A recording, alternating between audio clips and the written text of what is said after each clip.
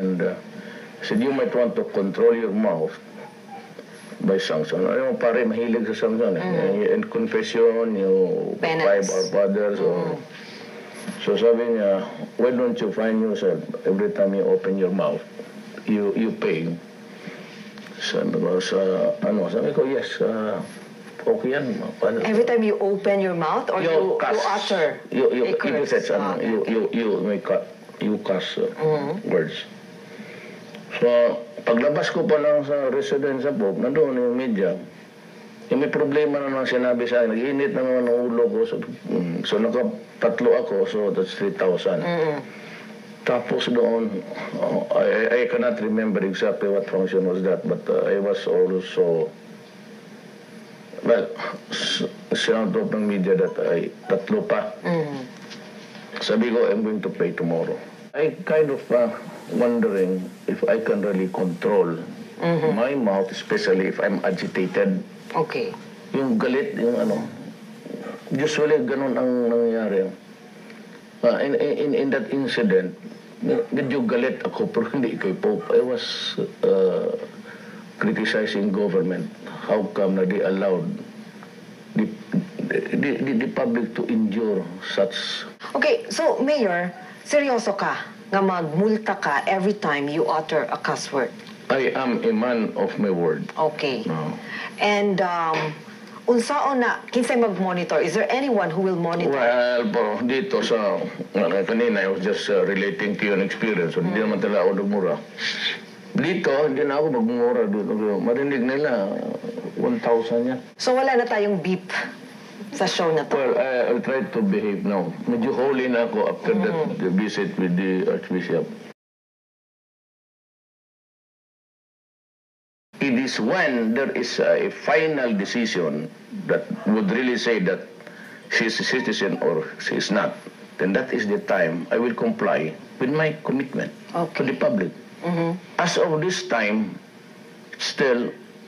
Wala pa. Ipasaka pa sa COMELEC and Bank, and after that, it will be elevated to the Supreme Court.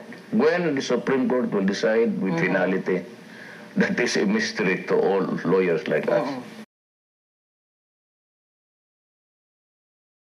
Sa totoo lang, sabi ko, I'm praying to the Lord to disqualify me through the COMELEC. Magkagubot, Mayor. Kung ikaw, Mayor, ang madiskwalipika, ingon ka nga, okay lang sa imuha. Well and good. But there are people saying na magkagubot ang Pilipinas.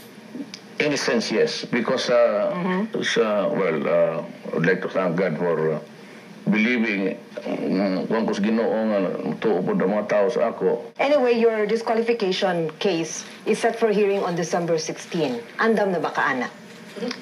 I said, we'll go out, usually after Christmas, I get lost. So, ako na magpakita ng, I mean, they can decide either way.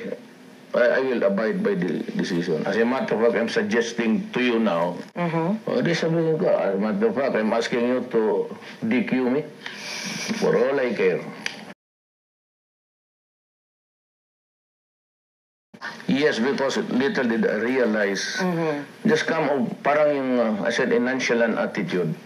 But I never realized that I was standing there for the last time as the mayor of Davao City. Kasi hindi na ako makabalik nandiyan na si Inday. And if I lose, wala na rin ako man. Nasasabi ko na sa crossroads na ako sa buhay ko. I will never be the same again. So, I said, I was standing there, teary-eyed. I'm not into that kind of sentimental, but in the sense that I was looking at City Hall. Sabi ko na, I am standing here this last December. As the last appearance as mayor of the city of Davao. Kind of melodramatic.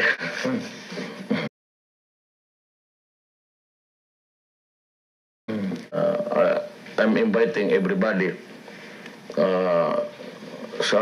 My Moro brothers and sisters and the Lumads. You remember there was a time na there was a suggestion na hindi sila pababain kaya, they go around roaming madumi, not all Filipino, hindi man lahat Pilipino malinis eh. But it is not really a cause, a reason for you to prohibit anybody. Every Filipino is welcome here in the city.